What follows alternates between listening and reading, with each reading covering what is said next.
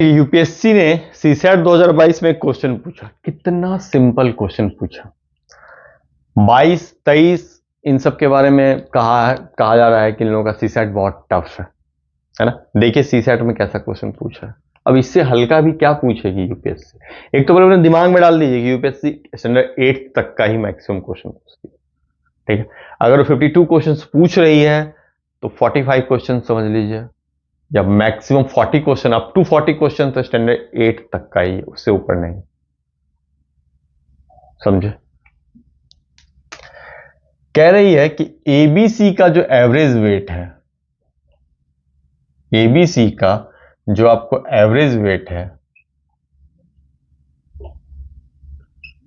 वो 40 kg है। Similarly B D ई का जो एवरेज वेट है, इनका जो एवरेज वेट है ये आपको 42 kg है। ये पहला कंडीशन, ये दूसरा। तीसरा कंडीशन ये है कि वेट, जो बी का वेट है वही आपको एफ का वेट है। यही 3 कंडीशन है। पूछ रही है एबीसीडी का एवरेज वेट क्या होगा। बहुत सिंपल क्वेश्चन है कि नहीं। एबीसी का टोटल वेट क्या हो जाएगा,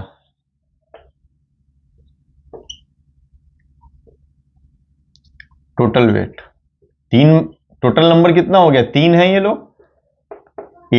6 लोग हैं, A B C D E F, they are 6 person, A B C D E F. Among them A B C have an average weight of 40 kg and BDE have an average weight of 42 kg, right? तो total weight ABCD का क्या हो जाएगा, they are 3 person ABC, total weight क्या हो जाएगा, average wait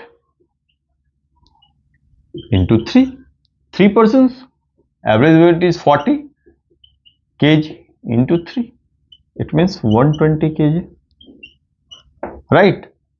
120 kg. Similarly,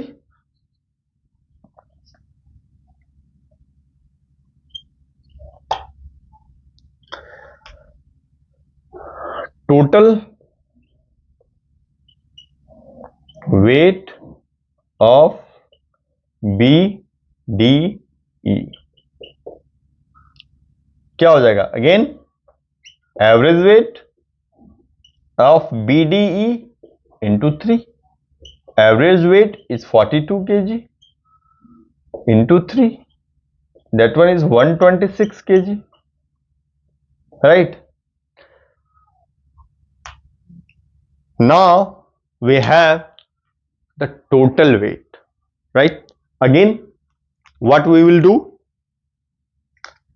equate LHS total equal to RHS total। क्या करेंगे हम लोग, LHS टोटल को RHS टोटल से इक्वेट करेंगे। What is LHS total, no sorry यहां टोटल वेट बोल रहा है ना, no need of LHS total. The total weight of total weight of A B C plus B D E equal to 120 plus 160, 126 equal to 246 kg, right. तीसरा condition क्या था, वहां तीसरा कंडीशन था weight of B is equal to weight of F. Question को पढ़िए, what is the third condition, weight of B is equal to weight of F, right? So we can replace F from B, right? Now this one is A, B, C, D, E, F.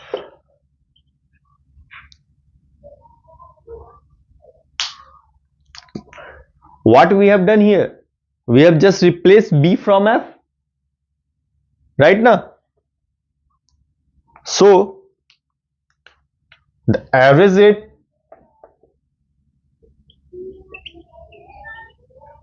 of a, b, c, d, e and f should be 246 by 6. That then the average weight will be 61 kg. Got it? समझे? Average weight क्या होगा? 61 kg. ये question था, कितना simple question था. आपने ABC और BDE का टोटल वेट निकाला, आपने यहां वाले बी को 2 बार भी दे रखा है, एक बी को एफ से रिप्लेस कर दिया, राइट. तो आपको एबीसीडी का आपको क्या आ गया? टोटल वेट आपको यही हो गया. अब यही क्या है? टोटल वेट है 246 kg. इन सब का भी क्या है? Total wait.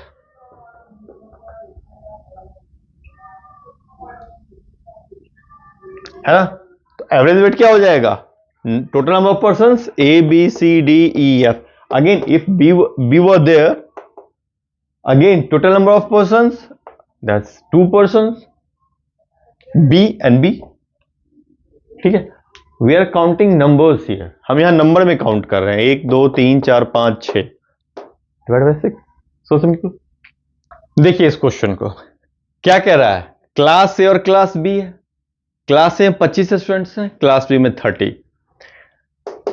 क्लास ए में जो मैक्सिमम स्कोर आ रहा है स्टूडेंट का, इन 25 स्टूडेंट में जिस स्टूडेंट को मैक्सिमम स्कोर आया है वो 21 है, और जिसको मिनिमम आया है उसको 17. उसी तरह क्लास बी में जो टॉपर है उसको 30 मार्क्स आ रहे हैं, और जो सबसे लास्ट स्टूडेंट है मार्क्स में उसको 22 मार्क्स आ रहे हैं.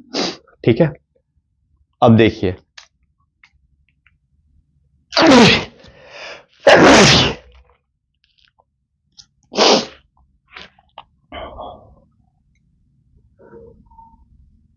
सॉरी. अब इसमें से क्या पूछ रहा है आपसे? कह रहा है कि क्लास ए से 4 स्टूडेंट उठ करके क्लास बी में चले जाते हैं. इसमें से क्लास ए से 4 स्टूडेंट्स उठ के क्लास बी में चले जाते हैं. ठीक है. तो एवरेज स्कोर्स पे क्या क्या इंपैक्ट पड़ेगा? एवरेज स्कोर्स पे क्या क्या इंपैक्ट पड़ेगा ये देखिए. अगर मान लीजिए इसमें मैक्सिमम स्कोर ही आ रहा है 21. मान लीजिए मैंने 4 बच्चों को, ठीक है, 4 बच्चों को, मान लीजिए जो सबसे कम नंबर लाया है, सारे बच्चे जो है 22 ही लाए हैं एक को छोड़कर. नॉर्मल सोचिए, सारे बच्चे जो है 22 लाए हैं. ठीक है. कितना मार्क्स लाए हैं? 22. 30 में से 2 स्टूडेंट को दे देता हूं मैं 30 2 स्टूडेंट को दे दिया, यानी मैंने 30 मार्क्स 2 स्टूडेंट को दिए क्लास बी के. एवरेज निकाल रहा हूं, और बाकी रेस्ट जो है उनको मैंने 22 मार्क्स दे दिया. अब देखिए क्या असर पड़ेगा. सबसे मिनिमम मैं बता रहा हूं, सबसे मिनिमम केस जो है, इससे ज्यादा मिनिमम क्या ही होगा. तो ये 60, ठीक है, और ये 560 और प्लस 56 616.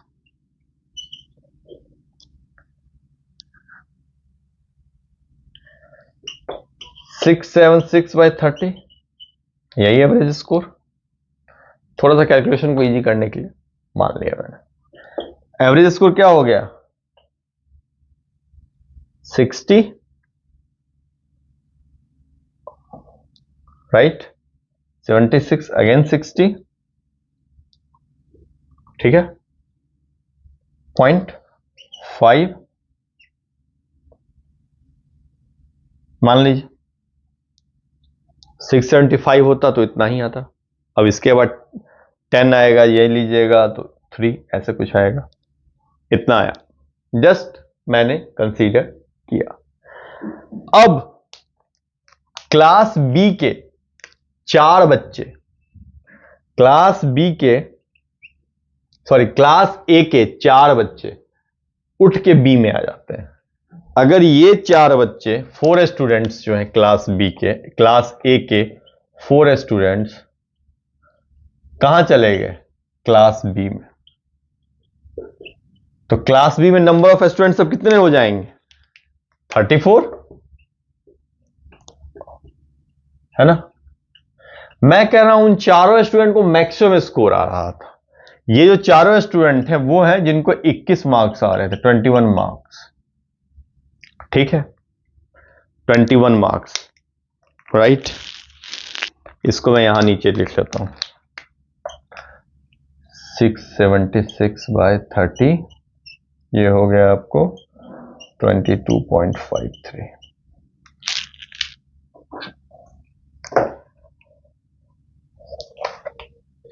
तो अब जो आपको मार्क्स है वो क्या हो जाएगा? 676 में 4 स्टूडेंट जो 21 वाले हैं इनको ऐड कर दीजिए, नंबर ऑफ स्टूडेंट्स भी आपके 30+4 हो जाएंगे। एवरेज स्कोर भी 24 आपने दिया, इससे 4 बच्चों को मैंने यहां निकाल दिया। ठीक है ना। तो क्या हो जाएगा? 676 + 84/34, 0, 60,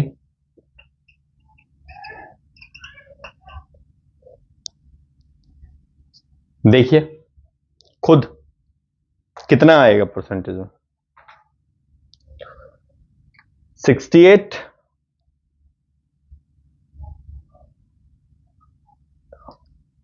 80, है ना। अगेन 68, अब 120,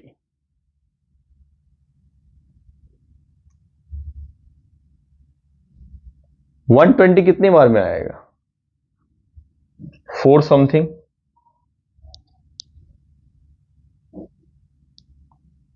देख रहे हैं ऑटोमेटिकली ये क्या हो गया? कम हो गया। एवरेज क्या हो गया? कम हो गया। क्यों? क्योंकि जो मिनिमम मार्क्स था वही 22 था। अगर मैं सारे बच्चों को ये भी हटा दूं और मिनिमम मार्क्स तो 22, सिर्फ 22 दूं, ये समझिए, मैं ये भी हटा दूं, मैक्सिमम मार्क्स सब बच्चों को 22 दूं, तो एवरेज स्कोर कितना हो जाएगा? सब बच्चों को 22 दूं, 30 के 30 को, तो एवरेज स्कोर मेरा क्या हो जाएगा? देखिए मैं मैक्सिमम की भी बात नहीं कर रहा हूं, जब मैं सिर्फ मिनिमम पे चल रहा हूं कि मैंने सब बच्चों को 22 दिए, तो भी एवरेज मेरा 22, और यहां 660 + 84 कितना हो जाएगा? 4। देखिए क्या 22 आ रहा है मेरा। अब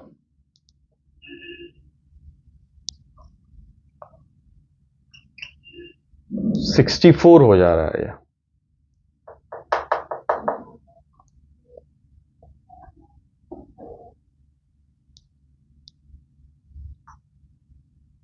ये जो है 9 समथिंग मान लीजिए, क्या हो गया? कम हो गया। 74, 744 को 34 से कीजिएगा, 64, 68, 0, 9 समथिंग, सॉरी पहले तो 21 लेंगे ना।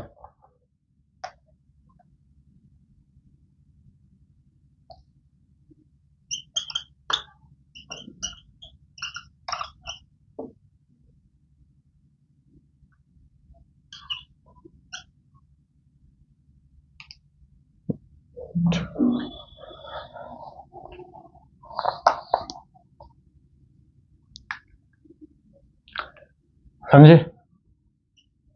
देख रहे हैं, जब मैंने सिर्फ सबको मिनिमम स्कोर दिया है, यानी कि अगर क्लास ए से टॉपर्स भी क्लास बी में जाएंगे तो भी एवरेज स्कोर मेरा कम हो जाएगा, राइट। तो ऑप्शन ए तो मेरा सही है कि क्लास बी का एवरेज स्कोर कम हो जाएगा। लेकिन 4 बच्चे एवरेज अगर चले गए, ठीक है, राइट, अगर 4 बच्चे चले गए, ठीक है, और चारों टॉपर चले गए, तो एवरेज स्कोर बढ़ेगा? कभी नहीं बढ़ेगा।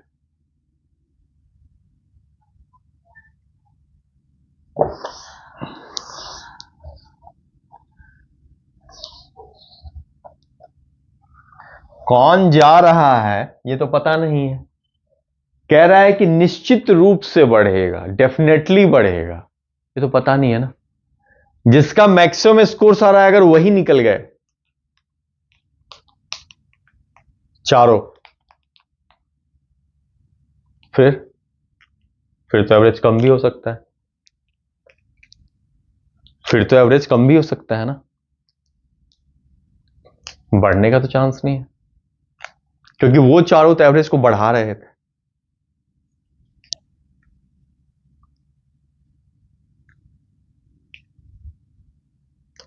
समझे कैसे? मान लीजिए सिर्फ 3 स्टूडेंट को ले रहे हैं, एक को 21 आया है, 2 को 17 आया है, एवरेज कितना हो जा रहा है देखिए 3 स्टूडेंट के केस में, 34/3, 55/3, 18.3। समझे? अब यहां पर से एक स्टूडेंट को हम निकालते हैं, एवरेज में क्या अंतर आता है देखिए। अभी तो एवरेज कितना आ गया हमारा 18.3। चलिए 2 केस लेते हैं। केस 1,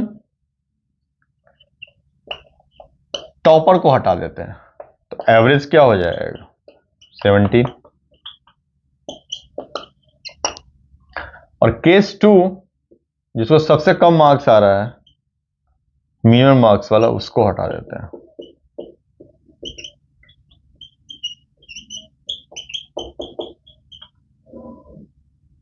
दोनों केस हो रहा है।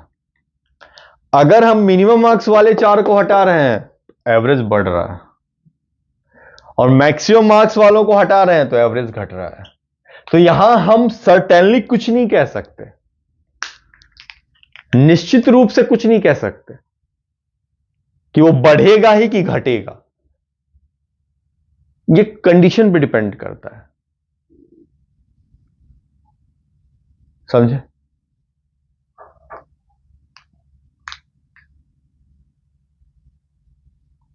पहला जो आपका ऑप्शन ए है वो निश्चित रूप से घटेगा, चाहे क्योंकि उसमें टॉपर ही कोई आप ऐड हटा दीजिए उससे, लेकिन जो उसका मिनिमम मार्क्स है वो भी क्लास ए के टॉपर से ज्यादा है, तो वो अगर वो क्लास ए के चारों बच्चे आएंगे तो एवरेज तो घटेगा ही घटेगा, हर हाल में घटेगा। चाहे आप उसके सबसे लोएस्ट मार्क्स वाले को लाइए या सबसे मैक्सिमम मार्क्स जो ऑब्टेन कर रहा है उसको लाइए, बट दोनों केस में क्लास बी का घटेगा, बट क्लास ए का नहीं कह सकते कि मैक्सिमम मार्क्स वाला गया है कि मिनिमम मार्क्स वाला गया है। अगर मैक्सिमम मार्क्स वाला गया है तो एवरेज घटेगा, और मिनिमम मार्क्स वाला गया है तो एवरेज बढ़ेगा। समझे? इसीलिए ऑप्शन बी गलत है।